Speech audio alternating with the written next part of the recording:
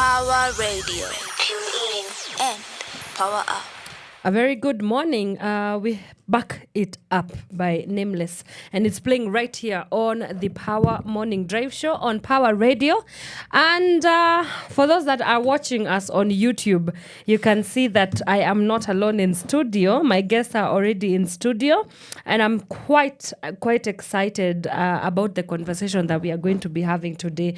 Today, we are all discussing the role of the youth in harnessing processes of peace and conflict resolution, as well as security. But before that, I want to just give an update of something that I've just seen here, very interesting. There's a guy called Kevin Ndemo. He created a finance bill GPT. So this is, let me just read his caption. He said, if you want to further understand the finance bill and its implications, I have created the finance bill GPT. It's an AI tool with up-to-date information on the finance bill. Use it to understand the bill and ask any questions you may have. So yeah, I think that is something that is helpful for you, and especially people who feel that this information sometimes is a little bit too complicated to comprehend. The GPT platform has it in a more comprehensible and simple way. So head out there and see how you can get yourself educated in the finance bill conversation. All right, but let me now introduce I'll let my guests introduce themselves, and I'll start with the gentleman on my right. Yes. Thank you so much. My name is Felix Orwaka, co-chair Kenya Coalition on Youth, Peace and Security. I'm a peace builder, a community servant leader, as well as the vision of the people by the name. Yeah, thank you so much. Awesome. And to my extreme right. My name is Susan Wamalwa, serving as the team lead at IPHRD Africa. A trained facilitator on mediation and negotiation, passionate about women in leadership. Awesome. Well, thank you so much, guys. And so, yes, as you have heard, we shall be discussing about the role of the youth in peace-building negotiation tables. For a long time, youth are actually usually on the receiving end of insecurity, for example. They always are victims to these menaces and vices. And so today we are going to delve into the meats and the bones of how the youth can get themselves involved and engaged in peace-building processes. So maybe to start with you, Mr. Orwaka, what does the Kenya Coalition of Youth in Peace and Security do? What work do you guys involve yourself in? Okay, thank you so much. So Kenya Coalition on Youth, Peace and Security, it is a coalition which is embedded in the resolution 2250. So 2250 is a United Nations resolution which was adopted back in 2015 by the interest of serving young people, trying to unpack the stories of who are young people, as well as end the stereotyping of young people towards the issue of peace and security. So Kenya Coalition is an umbrella of 214 organizations locally. So both organizations at the grassroots level, national level, and also organizations that serve at international level, but they work in Kenya, basically. And this organization, basically, they're out to support the work of young people in different angles. Others engage in training young people. That is the capacity building of young people. Others engage when it comes to supporting the activity of young people. That one can be in terms of economical support of young people. Others also support in educational part. So they offer young people scholarship. So basically, the coalition is out here to walk the journey of youth, peace and security in Kenya, and also support Kenya as a member state to come up with what is known as the National Action Plan on Youth Peace and Security, at least to advise the government on how best we can support the peace architecture, as well as also to see on how best we can engage young people in a positive vibe. So we are trying to redefine the purpose of young people in our nation through working with the organization who are doing something. So we are not starting something which is new, but we are working together with other organization. Well said. And Miss Susan, you also work at with IPHRD. Yes. What are some of the things that you involve yourself in on a daily?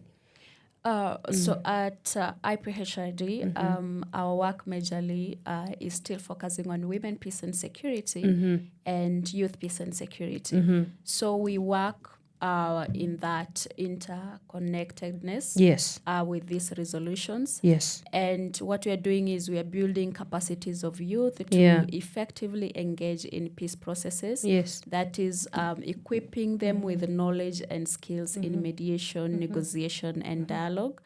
And with this, we are looking at for young people to be involved in negotiations, for young people to negotiate about peace processes. Then they have to have the skills and knowledge, the tactic on how to have these conversations. Yes. So that is when we come in overall with peace education. Yes. And Mr. Felix, what are some of the challenges that the youth face, especially when it comes to the spaces of insecurity? Like, what are some of the threats? Because for there to be a coalition on youth on security and peace, it means that there are some things that are specific threats to youth peace and security. Yeah, thank you so much. So basically what I can say is that the youths of this nation are facing a lot of challenges. One in line of youth peace and security, as also in line of their daily work. So maybe one thing which I've not stated earlier is that we define the effect of peace as an economical issue. It's not just an issue that we say that that young people are not being involved. So when you listen to the history of conflicts in our nation, they are resource-based conflicts. Either they are being aligned with the political angle or communal angle. So either you find that young people are not satisfied with the government approach towards an agenda, so they feel that they need to be included, and the benefit that they're getting in return is an economical growth. Yes. So one of the biggest issues is that the rate of unemployment in our society is really one thing, and you find that a lot of young people are no longer patient with the process, because they know that there's a best way which you can define our issues, and we can as well as find the solution. Not every time we want young people to be employed. Yes. I'll say that one as a young person first. Yes. But every time we need young people to be financially stable. So if we can define the issue of unemployment in our country through walking the journey with young people.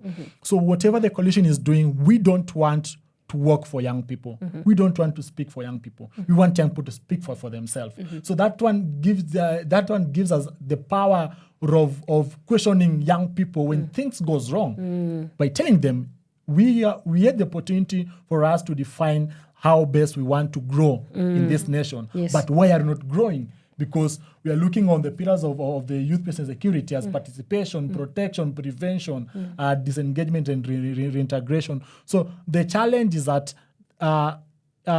in most cases, people do not want to listen to young people. They want people to listen to them all the time. But this one should be a two-way traffic.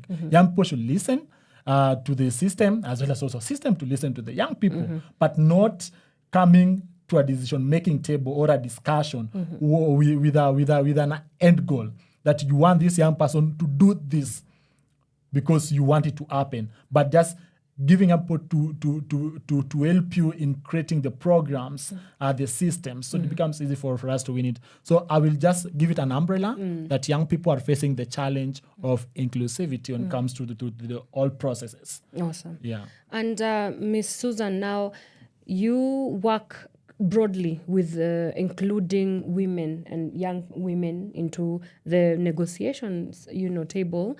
I wonder why is it important for IPHRD to go down that route of, yes, we know that a lot of conflict zones and maybe wars and violent extremism areas that are, when we see a lot of conflict in areas, vulnerable groups are usually women and children. Yeah. But then your organization sat and decided, we can shift this spotlight and actually make the space for women to get included and involved in negotiations and in peace building. Why was it important to build that bridge?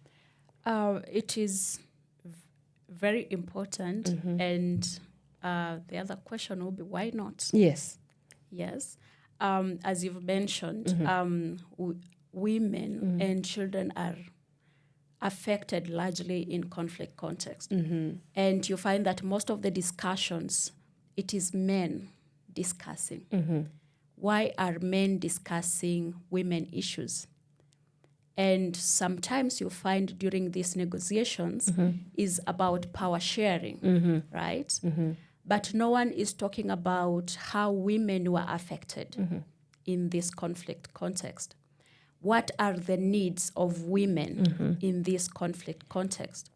I've not come across this conversation whereby you find men seated discussing about women needing the need for women to have access to sanitary pads in a conflict context. So the reason why we are making sure that we have young women or women at the negotiation table is then they can be able to come and discuss women issues that are hard for men to discuss. Issues about family planning, you find that women are raped during conflict. How then can we make sure that these are part of the discussions? Women don't have access to family planning, don't have access to antenatal care, because there are women who get pregnant during that period. Yes. Then how do we make sure that we have those discussions at the table? It is through equipping the women with knowledge and skills to be at the table, because it will come automatically. Talking about, apart from the sanitary pads, even the innerwears for women in conflict context. When you're discussing, when they are negotiating about humanitarian access, Yes. then you need someone to be able to quickly think, okay, there are women, there are young girls affected in this conflict context, so they will need pads, they will need underwears, they will need what do we call them? Family planning, because the rape cases are going to happen. Then how do we make sure that women are protected in that manner? Yes. So that is the need for us to have women at the table, their perspective being considered, they are being affected equally as men. So how do we make sure that those voices are also reflected during those negotiations?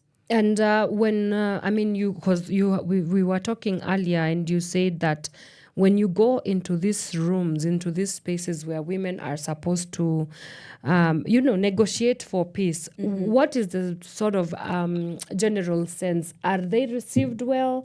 Maybe because women sort of are. They are like a challenge to the patriarchal systems that have been, and of course the gatekeepers of powers that be for a long time have been older men. Yeah. So how is the reception from where you sit? So we can say things are evolving, and really men are recognizing women's voices because of the perspective that women bring to the table. We are not only coming to talk about pads and all that. Yes. There are other issues that we are bringing on the table. You might find that women have a detailed information about the conflict because they are gatekeepers in the community. A woman will notice something is wrong in a certain community way earlier before the man sees it. So they have insider information sometimes. Yes. So when they are coming to the table, the narrative is changing. As compared to earlier, you find that in some communities, women couldn't speak in front of men. But right now, it is being recognized in a way that for example, in Isiolo, whereby you have the what is the name? There is a communal way of solving conflict. Right now, they have recognized women to be standing in front of elders and airing about issues that are affecting the community. Yes. So the narrative is changing with the training of women going to school and all that, the voices of women, whereby women are coming out, maybe pursuing political position, and you see them vibrant, you see how they are contributing to the community. Right. So with that, with their voice, them being out there solving other issues, they are being identified by the elders even at the community level. Right. They are being identified by some of these men who are maybe peace builders at the community level. That's right. And they're like, we want you in this meeting because we know you can represent your fellow women in the community about what is affecting them. Wow. Yeah. And if you're just joining us, this is the Power Morning Drive Show on Power Radio. We are discussing about the role that youth can play in engaging themselves in peace building, conflict resolution, and security negotiation processes. And I'm joined in studio by Mr. Felix Orwaka from the Kenya Coalition on Youth and let me say this one more time, from the Kenya Coalition on Youth in Peace and Security. And we also have Ms. Susan Wamalwa from the IPHRD Africa. If you have any questions for them, you can shoot us a message or a DM on our social media platforms. We are on X, or on TikTok, we are on Facebook, and we are on Instagram at Power Radio, and also our live stream on YouTube. You can get us there at Power Radio. Please subscribe, share, like, comment. We love to see our audiences engaging in such meaningful discussions. And we are also on our website live streaming on www.power254.org/Power Radio. Now, Mr. Felix, let me come to you. The youth, very daunting sometimes. You know, I have a lot of conversations with young people. Like right now, the finance bill, not a lot of them actually know what's happening. And this, I'm not saying just on bias. I have actually gone out to the streets and asked young people, do they even have an idea of what is happening with the finance bill? And to be fair, not most of them do know about this. So there is a question of youth apathy when it comes to national conversations. So what are some of the models and approaches that you use in ensuring that the youth are plugged in and roped into these processes of peace and security and negotiations? Because sometimes it feels like they are not really interested, or are they? Thank you so much. I'll start by saying that one of the most active citizens in this nation are the young people. One of the people who are driven towards bringing change and development in our nation are young people. But they are so much disappointed with the process. A lot of young people are not appreciating whatever is being offered to them as per now. Yes. Because it is not whatever was supposed to be there for them. So whatever is out is not for the young people. Is there to blindfold young people. I'm saying this as a young person first. Yes. Because I've gone through the process. I was raised in a slum. I'm born and raised in Madare. So I'm telling you the truth, because this is whatever is happening. And the reason why you find that young people are not even interested with the for finance bill is one. They'll tell you that even if it is there or not there, inanihusu aje. Yes, inanihusu aje. Now, for the all time, they have been affected even before the finance bill. So you find that even if it passed today, we are still going to suffer. They usually suffer. But I will tell you, there's a very increased participation of young people in this finance bill. I'll tell you that. Yes. Compared to the other finance bill, because the main purpose of coalition is to create that platform. Yes. To discuss about these issues. And we have our X space, which usually have the conversations that are of issues that are affecting young people. And I'll tell you that a lot of young people have been supporting their fellow young people to understand issues within our nation, as well as issue in relation with youth peace and security, as well as any development kind of issue. So for me, I'll start by saying that. Yes. the disappointment that young people have been facing in their life has really made young people not to be interested with some issues which they still feel that it is a pre-planned issue. So there's no any day you'll find that that young people are focusing in supporting public participation. I want to give example. As a young person, I've gone to public participation. I usually go to public participation, but I'll tell you, they are coming with agenda to be discussed, but they're not ready to edit the agenda. Right. Are you getting this? Yes. So I cannot go for 4 years public participation. Somebody comes and tell me that we want to build a social hall in point A. We are trying to advise them that point A will not be good for young people to participate maybe when it comes to using the hall very well. But if you take it to point B, you're going to find a lot of young people who are there. I'm giving an example. Yes. Then you find that they're not ready to turn to change the idea of constructing the hall to point B because they have interest in point A. Yes. So I think if we can open the space for young people to define what they want. Yes. That's why the Youth Peace and Security Agenda, we are offering a platform for young people to define whatever they want. And we usually say that for us to go far, we are supposed to work with the government. So I usually tell my young people that let's not get away from the line that we say that we don't want the government. We need the government. Young people need the government more than how the government needs us. Yes. We need the government to support us economically. We need the government to support our ideas. We need the government to at least bring our visions and dreams to come true.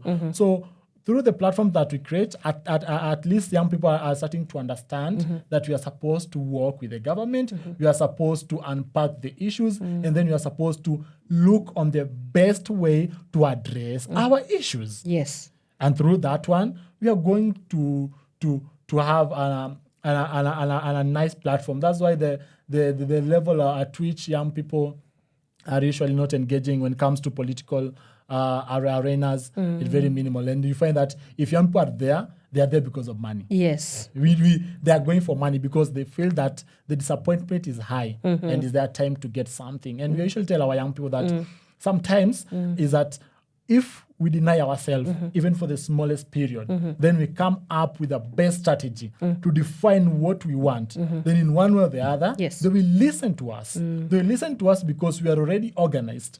We are already ready to have the discussion with an open mind. We are with an open heart, with an inclusive approach towards the solution that we want to see. Wow. So through that one, at least, we can get somewhere. Wow, and very, very passionate sentiments there from Mr. Felix. I want us to take a short musical break. When we come back, we talk about the mainstreaming of young people. What does this process really actually look like? Capacity building is really never enough. There has to be much more than just capacity building.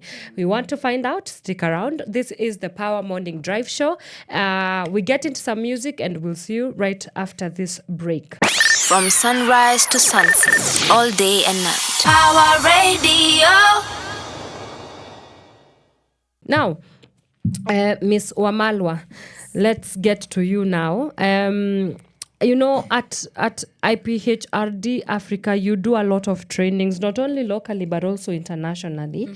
And who else to ask than you this question? Now, my question is, what is the state of peace and security? And more so, what is the state of the young people, even in these other African or global countries that you are able to train?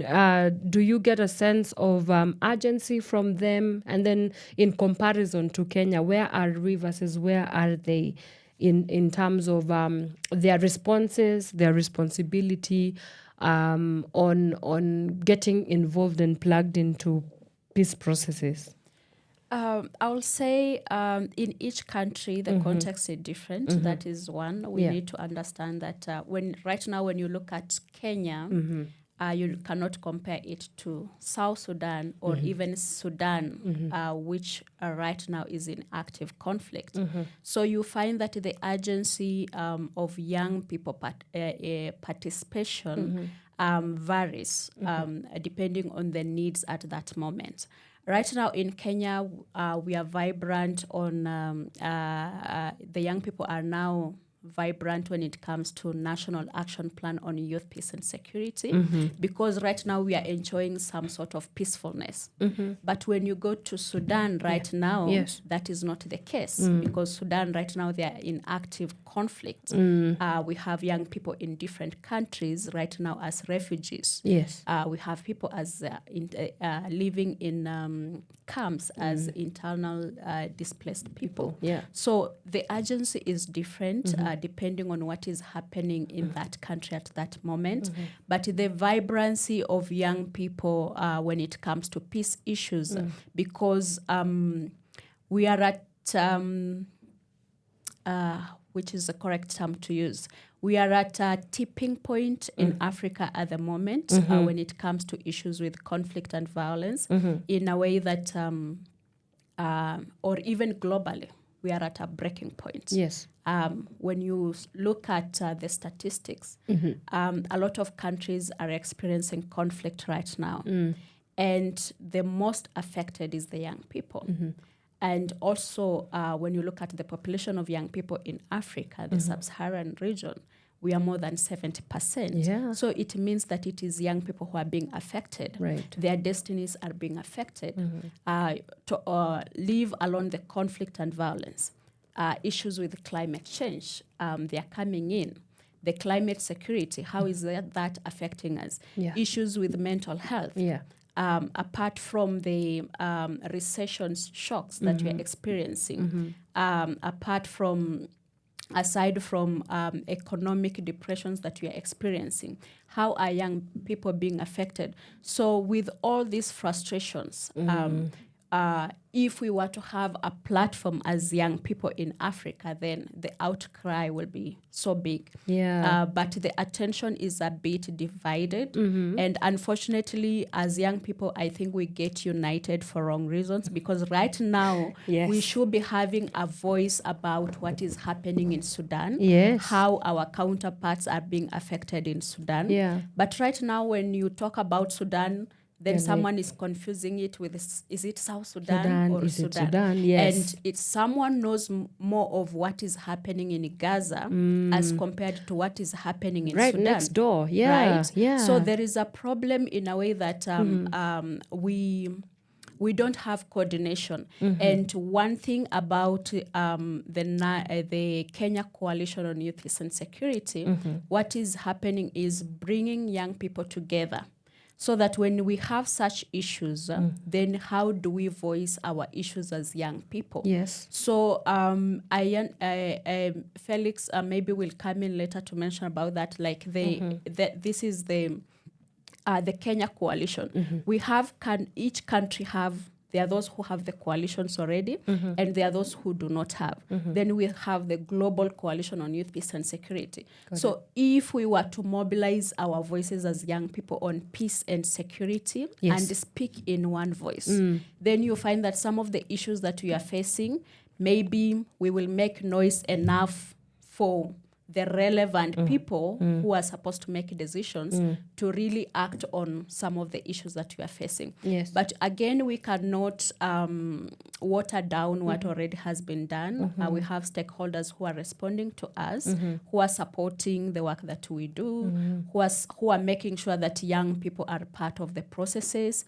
And some of the avenues is through the supporting the policy. You talked about the policy that is the National Action Plans on Youth, Peace and Security.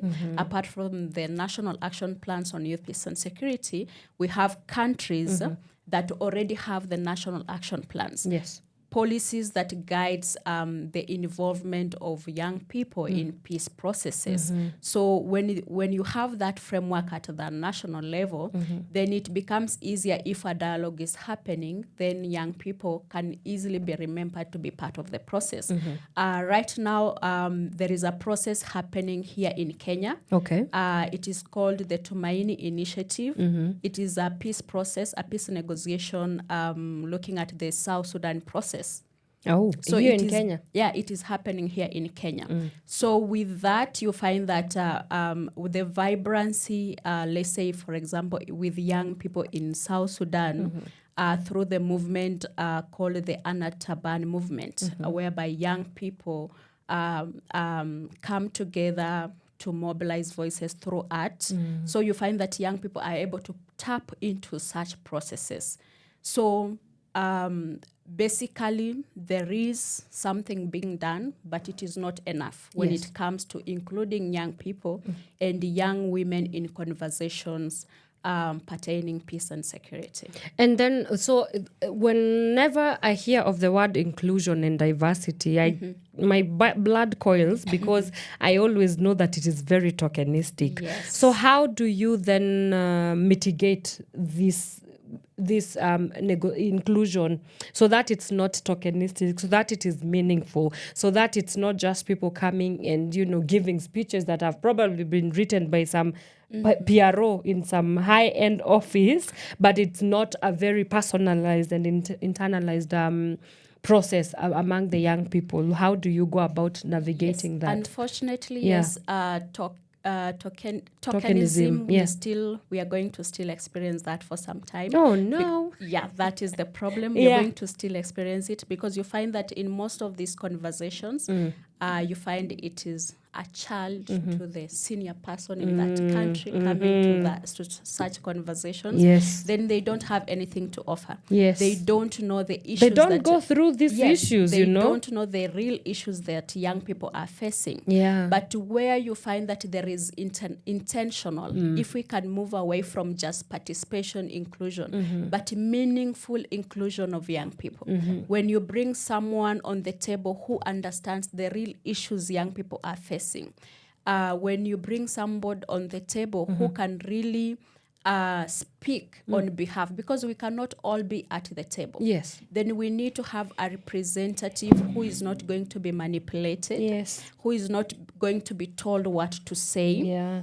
We understand with the diplomacy and whatever. Yeah. So sometimes diplomacy It's has very to, controlled. Yes, Yes. it is very controlled. Yeah. But then how do we create those spaces in a way that as much as there is the highest table where people are in an environment that is controlled, but down here we are having real conversations, so that even if the environment or the table is controlled, but the issues can clearly be represented, can clearly be presented. Yes. Through the community consultations, women consultations, different groups consultations, so that even when this person is going to the table, then they have the real issues on the ground. Not that people just sat in a certain office and decided this is what young people are facing going through research on Yeah. online, Googling online, and Yes. that is it. Yes. No, It's very lazy. very lazy. Yes. So what is happening, Yeah. what is online may not be a true representative of a young person in Kibra,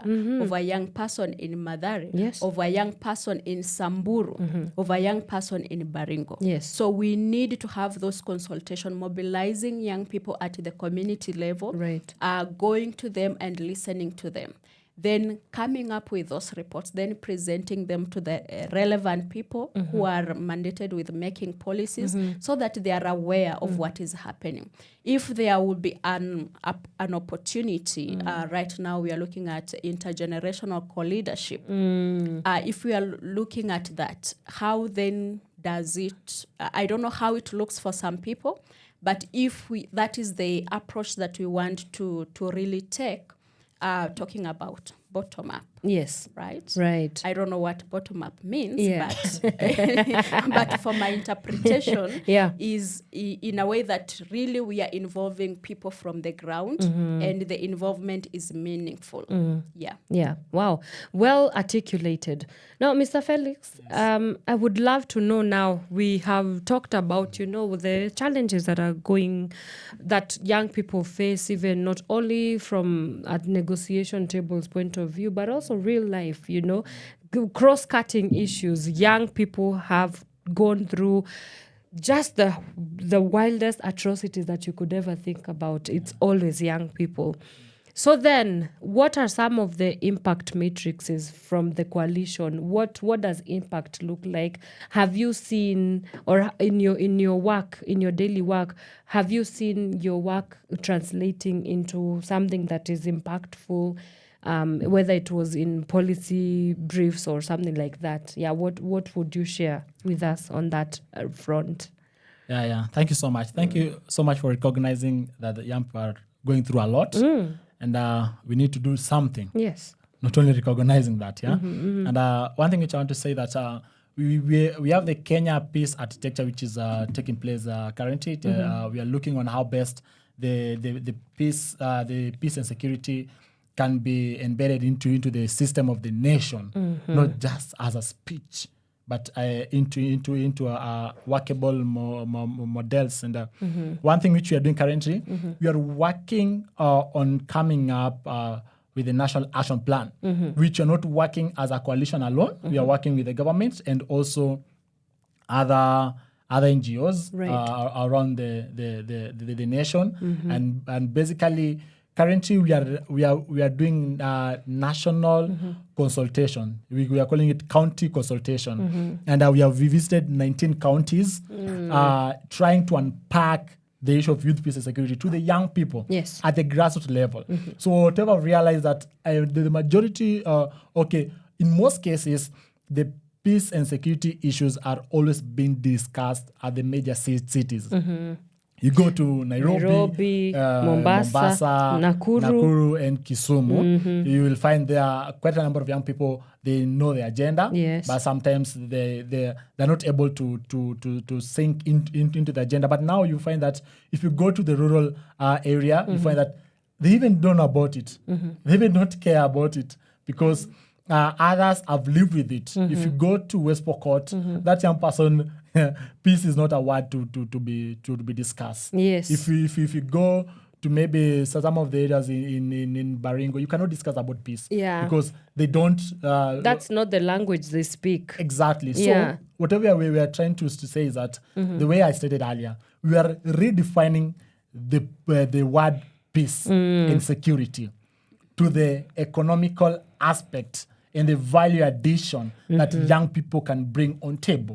So we are trying to tell young people, we have this agenda of youth peace and security, and this agenda can enable you to do A, B, C, D. Like we have the pillar of disengagement and reintegration. So the pillars speak of the member states working with the young people who are ready to maybe, let me just give it out point blank, maybe to give back their firearms and say, I'm surrendering today. I've realized that peace, I've realized that conflict cannot bring development in my society, but peace can bring it. So they are just giving back their firearms. Then how do we handle these people? So we need to look on the way of disengaging them, demobilizing, disarming them, and also focusing on their reintegration back to the community. So we don't want that whenever we had a young person who maybe is out of crime, then we send them away from the society. No, we want them to be in their community because it is our country. Even if you take them to another society, we don't want to transfer problems, but we want to work on the problem. So through that one, we are still visiting some counties, and this month also, we by around August, we'll have a nice report for the counties that we have visited. So currently we are still on process, so and we cannot discuss much from the outcome that we have. But what is evident is that we have realized that we cannot only define young people in one ministry. Yes. We cannot say that the Ministry of Youth is enough for young people in our nation to grow. From the small counties we visited. Because I'll give you an example. We went to a county that their main interest was agriculture. Yes, they're only speaking on how best the country can empower the young people in the agricultural sector. So that means that these young people need the Ministry of Agriculture to offer them the platform. We went to a county that we never even had internet, the normal mobile network connectivity, absolutely none. So they're trying to say that even if we are speaking about how how the information are in online. Yeah. We can digitalize the energy of young people to get money through tap. Tap. Yeah. Dollar. Yeah, inatoka kwa laptop. Yeah, but these young people, they need the Ministry Yeah. of ICT Yes. to come down to work on that as their main problem. That's right. So we are trying to focus on coming up with a national action plan which is workable. She just said that we have countries that have national action plan, but I'll tell you the truth that some of them are not working. I'll give you an example. We have the Women, Peace and Security, Kenya, which they have their national action plan, and now they are in the what? In the third phase. In the third phase of implementation? Of coming up with the third national action plan. Yes. Exactly. Wow. And the reason is the first one never worked. The second one, there was a loophole again. All right. The third one, there's another loophole which they have identified. Yes. And for us, we want to, we may not be perfect to come up with everything with our first national action plan, but we don't want to repeat the mistake that that's happened in the Women, Peace and Security, because they gave us the vision, and at least they opened the eye of the young people in Kenya that we can also have our national action plan. So we are trying to see on how best can we bring it out, and look on how can we implement the policy. Yes. So one of the things which is happening in our country, we have nice policies, but we never implement them. Yes. Yeah, and that was going to be my next question. I mean, the challenges, the myriad of challenges. We talk about what you've just said, that the young people are not a monolith. We cannot just be boxed into one ministry, because our issues are so much complex and so much, intricate than just one ministry. We have issues of being relegated, for instance. We never get to see the end of these documents. So my question then to you, Susan, would be, then how do we build from this point going forward? What are some of the solutions to these challenges? When it comes to including young people in matters of national concern, how do we move from these challenges? Because I'm sure the solutions are there. First is there a will for us to do that? We need to create an environment where all the stakeholders come together for us to be able to figure out a pathway, a roadmap that is going to make sure that some of the issues that we know we have challenges, right? And right now we are divided.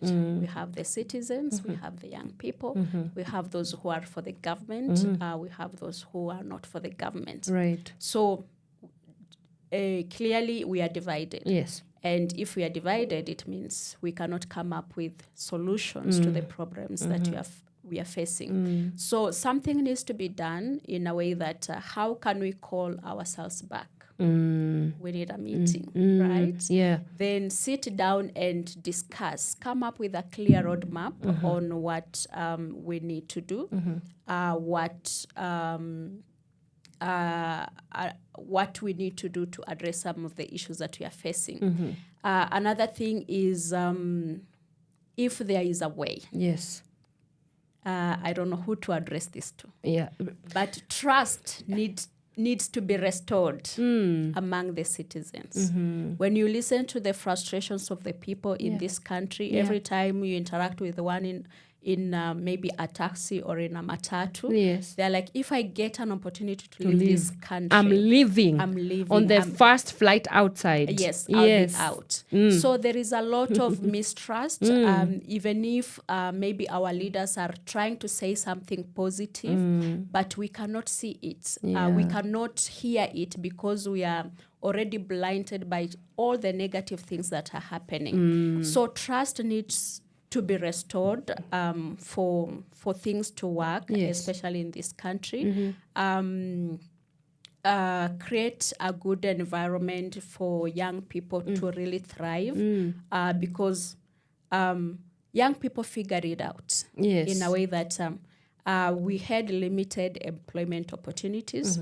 Young people, they figure it out and found ways to work online. And right now we are trying to impose taxes on that.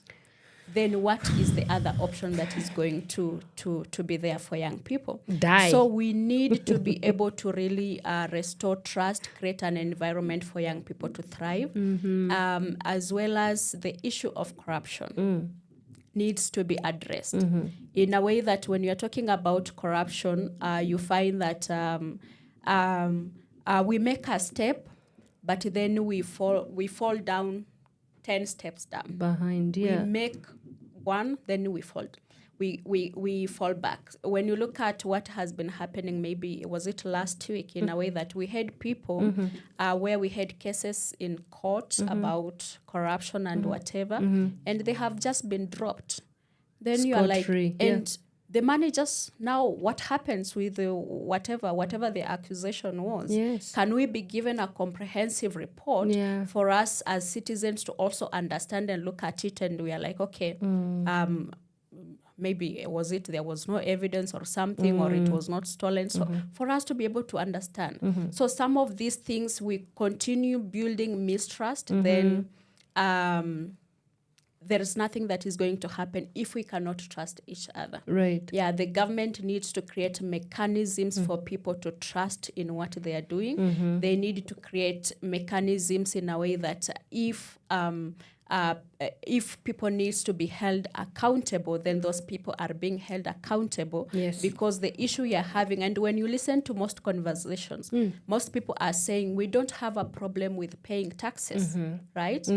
But we want accountability of the money. Yes. Right? We have to have something to show for it. Yes, we need accountability. There are those who are saying, even if I'm paying a lot of taxes out of what I'm earning, but I have access to medical healthcare. Roads are working. Systems are working. When I go to school, yesterday I was listening to Naisula Lesuda. She was saying that in her county, there are no books in schools. Seriously. Yeah. Like, this country is a joke. So you find some of the issues, that is where we need to put more efforts and address those issues, restore trust in people, let's work together. This is our country. And when we are talking about young people are leaders of tomorrow. Which tomorrow do you want to leave to us? This today. Right? Yes. You want to leave the tomorrow that is broken, the tomorrow that has a lot of young people depressed, young people are who have destitute. No hope. Right? Yeah. Let's restore that back. Yeah. Let's create hope with young people in a way that even if things are not working right now, but the message you are giving to young people is that, okay, things are not working right now, I understand. Yes. But we are working out something, we have a plan, there is a better tomorrow for all of us. Yeah.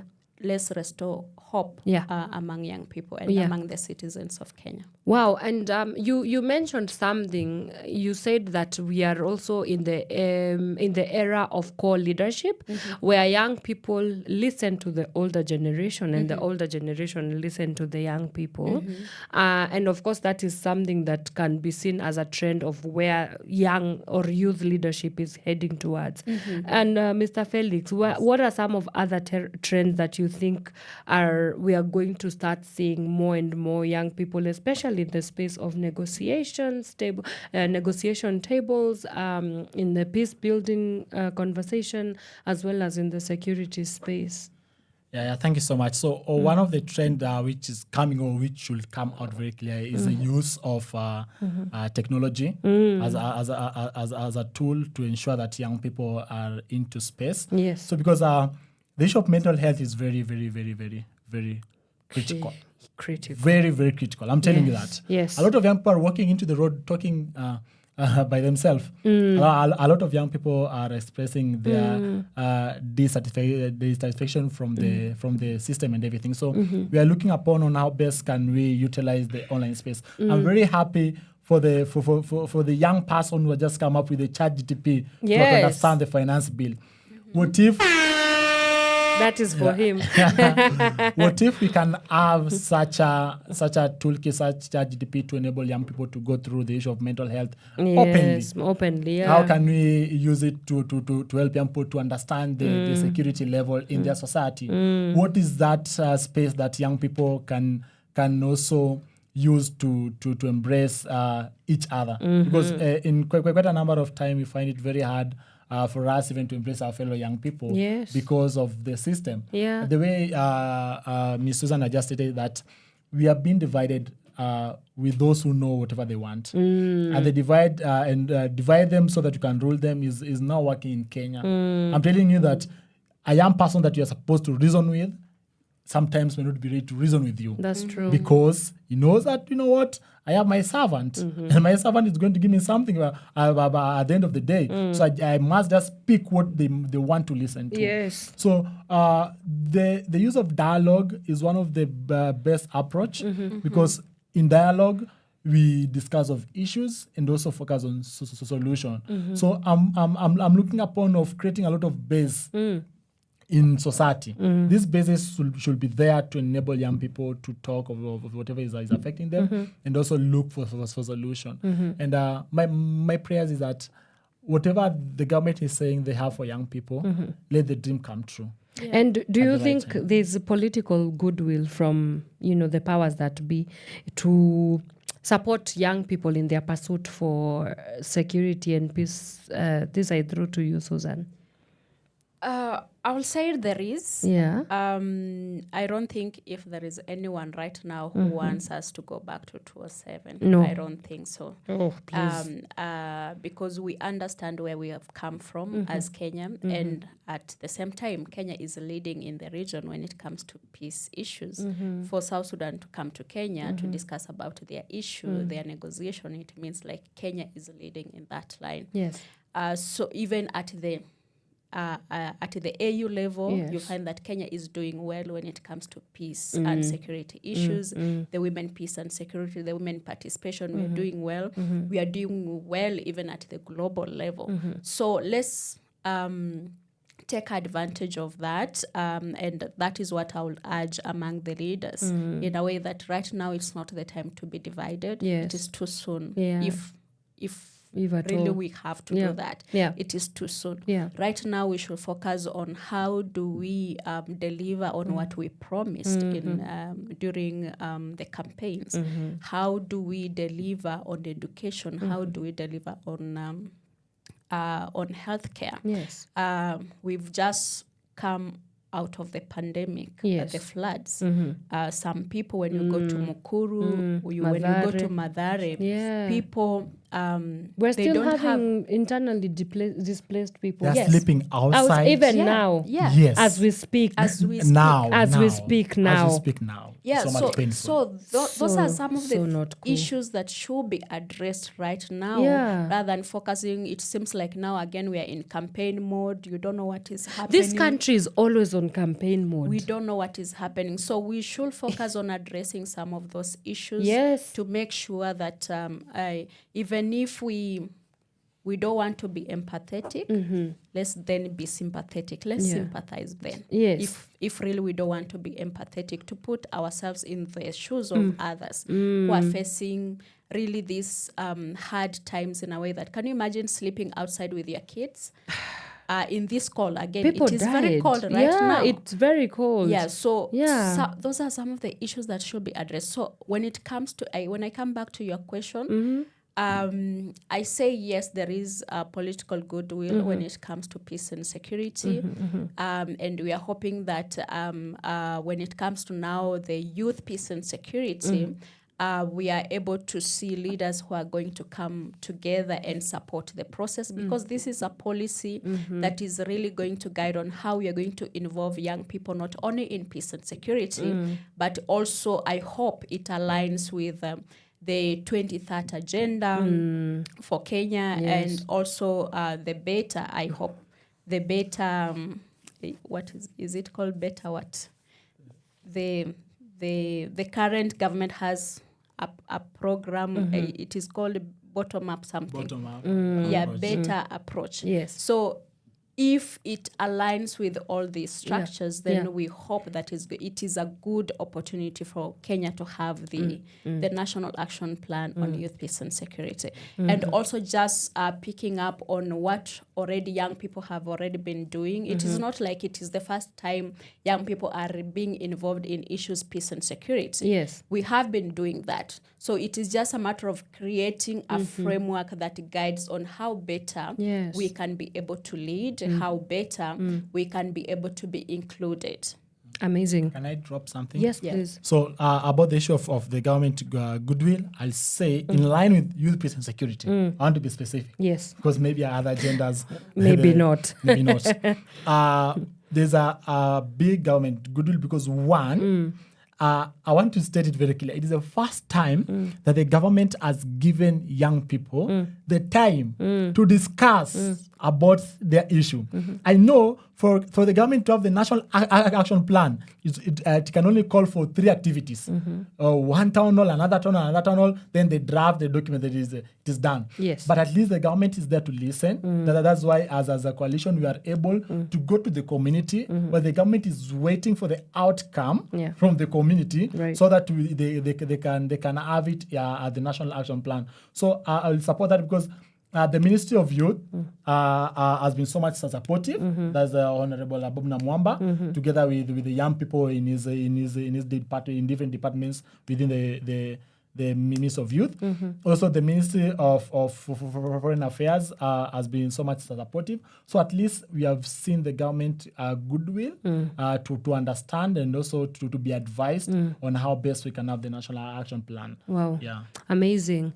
If you're just joining us, this is the Power Morning Drive Show, and today we have been discussing about the role of the youth in peace building and security processes. And we are joined in studio by Mr. Felix Orwaka and Ms. Susan Wamalwa. They all work at the Coalition of the Youth on issues to do with peace and security. And we want to take a short musical break. When we come back, we wrap up our conversation for today.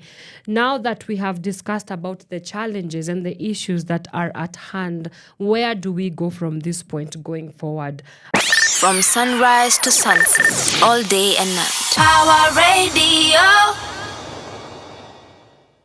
We have been discussing about the role of the young people in this country and really pretty much the world in peace building and security and peaceful negotiations. And off air, I was talking to Susan, and we were talking about, how do they go about psychosocial interventions, because this is very heavy. It's a hectic, job.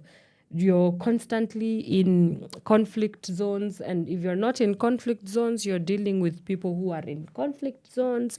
You're having to deal with documents that are showing you the staggering statistics of Sijui, how many dead bodies have been found Sijui where. How do you go about mental health, maintaining mental health, management of mental health, psychosocial intervention? Okay, personally, what I've managed to do is, as I mentioned during our discussion, is being able to find your community in a way that having people around you, sometimes we forget about ourselves. But when you have someone closer to you who can really call you out and tell you it is time to get rest, because this work sometimes you cannot imagine about postponing an activity that will help someone, but you are overwhelmed. So you need someone to really remind you to take care of yourself. Someone who can sit down and notice Susan has not eaten the whole day. She needs to eat. Yes. Susan, when did you take your last leave? Yes. Someone to check you out and call you out and to remind you to take care of yourself. It is very, very important. Yes. At the same time, apart from having a community for yourself, is for you to understand yourself, your body. When your body our body speaks to us. When it is saying no, understand it and really give it that time. Listen, yes. Yes, listen to it and give it that time. Yes. So it is very crucial, because when I'm empty, I will not be able to pour into someone else. That's right. So it is really something that most of the young peace builders are embracing. We were almost creating other sick people, another group of sick people. Yes. But right now, most of the young peace builders have learned to create that balance, take care of themselves, so that when you go to the community, you are not going there a frustrated person, but you're going there as a whole person, so that you're able to provide the support that is needed to the next person in the communities that you're serving. June is Men's Mental Health Awareness Month.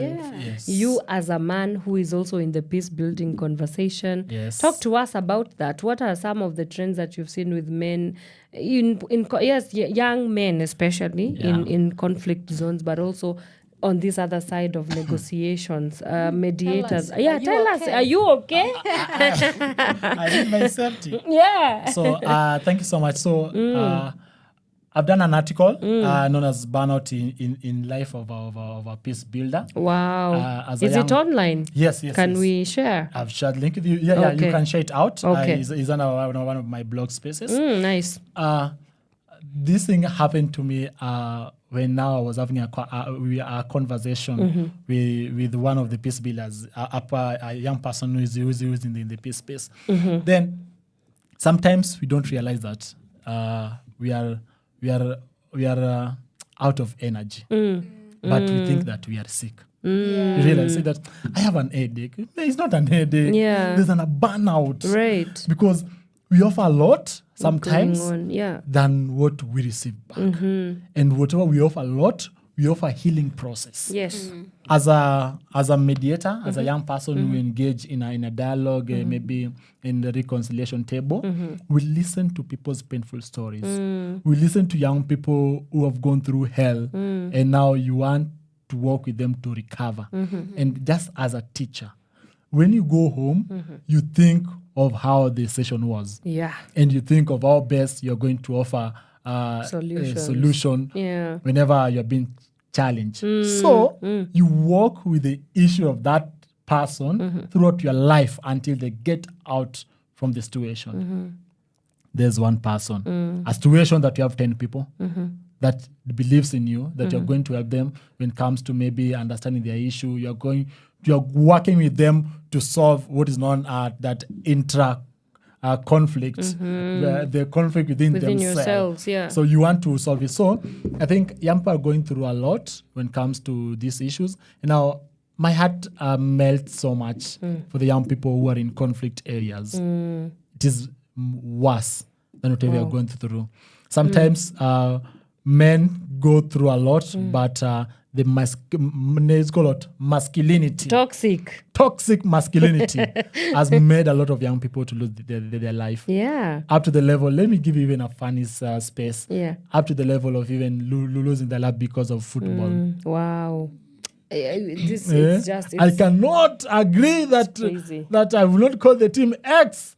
I do not have trophy each and every year, and I'm a fan base of this team. So they don't agree defeat sometimes because they feel that they're supposed to offer solution, even into a space that they're not needed to. Like, how can you fight for the English Premier League and you're not even playing? You're not even in that country. So when it comes to conflict, I think our young people need a lot of break, and also they need a lot of space to listen to. That's why I'm really focusing on the digital space, the ICT space.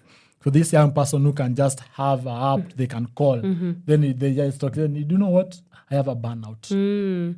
I'm fed up with these issues. Just work with me. Now, sometimes we have different personalities. Not everyone can speak for themselves, but they can speak to the people that they feel is a safe space. But in this world of betrayal in the city, everybody is afraid of speaking their issues to people. So they have it internally. So we are looking for the space on where we can give young people to speak for themselves and their issues to be addressed. Wow. So and just maybe to add, you find that with the work that we are doing, sometimes the passion that we have to really go out there and really be able to support this community.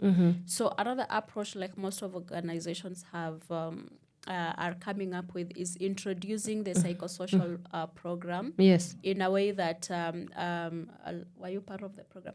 Last year, what we did as an organization is we brought most of the young people that we have trained together in December. Wow. To have to look at how they can use art as a form of addressing issues of trauma.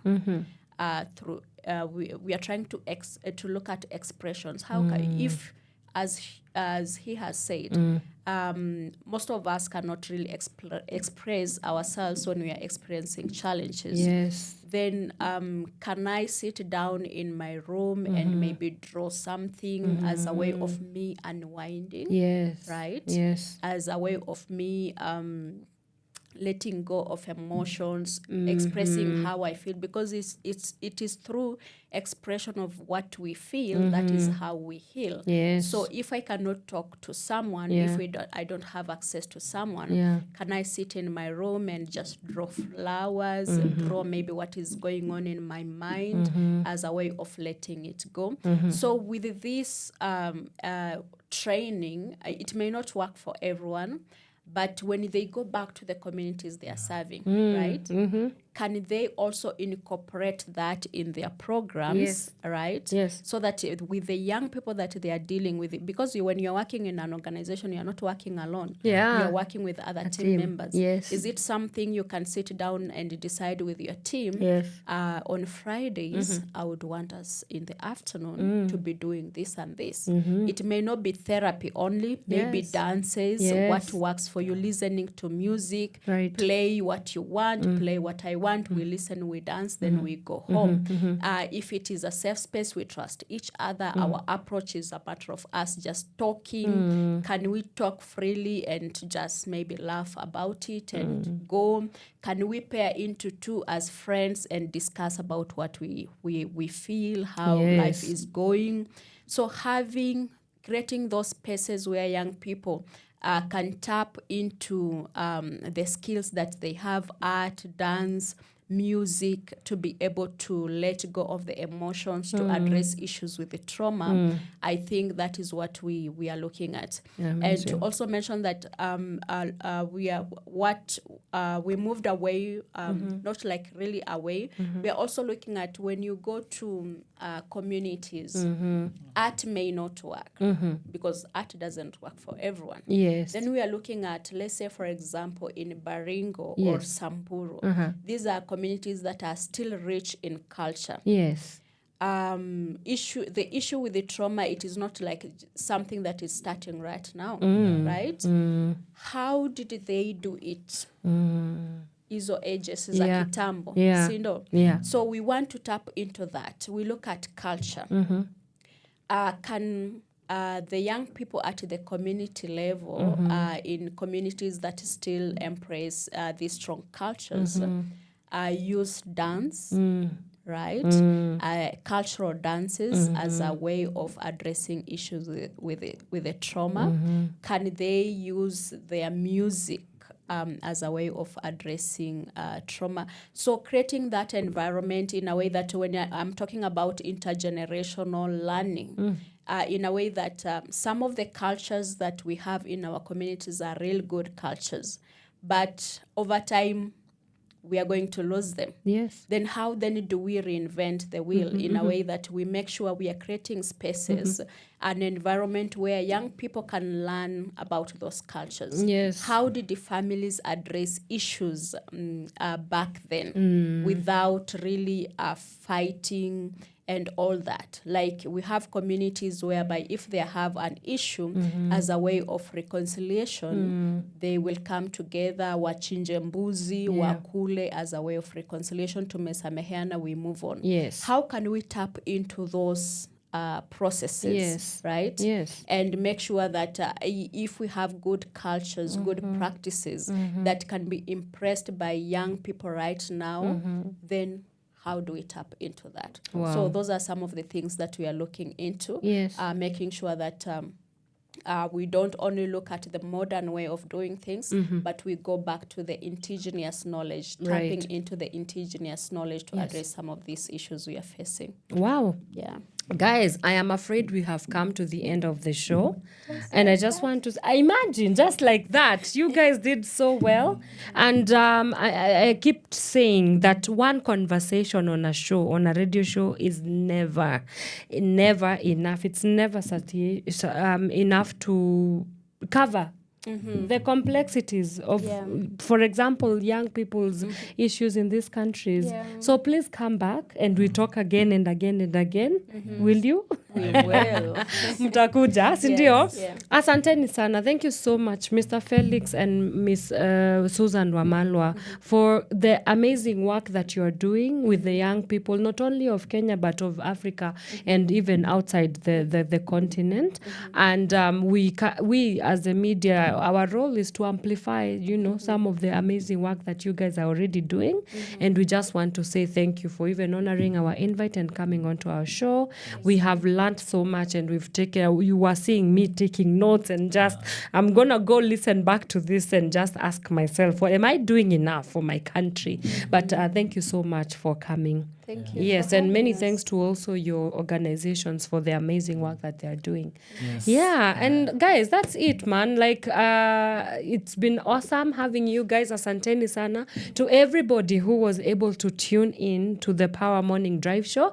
Let's do this again on Monday, same time, same place. At 11 a.m., Miss Mudhoni Gitao is coming with the She Talks show, so you want to stick around for that.